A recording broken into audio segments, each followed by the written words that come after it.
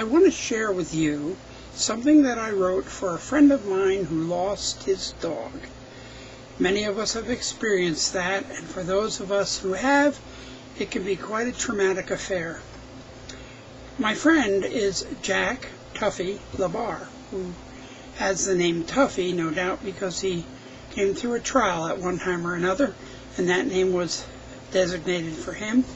He and his wife Sandy are beautiful people who reside in Minnesota, where I lived for a time in an Amish lifestyle, and they had this little dog named Rags. I loved Rags right from the start. He reminded me of a perfect dog for a commercial, and he also reminded me of the kind of dog that I had seen in old movies of these men that hung around railroads and saw the country by hopping freight cars and often had a little dog following them with their belongings at the end of a stick in a handkerchief. And I think that this might help many of you because obviously, once again, as I've said, these poems come from someone greater than me. The message was far greater than just the loss of this precious dog. Now, once again, I have to look and glance down at this. I used to know all these poems by heart, but I'm older now, and that's kind of gone. The poem, of course, is called Rags, written for my dear friends Jack and Tuffy LaBarre. It was done around Christmas time, 1997. A little dog died that in a commercial could be. They called his name Rags, for he lacked pedigree. He was very special to a dear friend of mine, but with age he soon became very blind.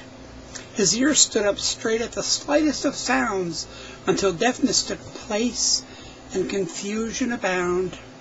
But still he remained a dear precious soul who understood my friend and made him feel whole. For while he couldn't speak, he could talk to his pal, who could only respond with a compassionate growl. To you who have never known such a bond, it will seem strange a grown man of his dog is so fond. But believe me, it's fact that God gave us these friends whose wavelength of knowledge our understanding transcends. And oh, what an honor my friend came to me and let flow his emotions where tears I could see. We prepared a resting place until the day that will come, when creation is freed by God's beloved Son.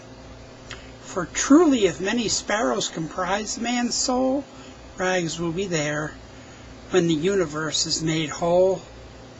We call my friend Tuffy, and now I know why.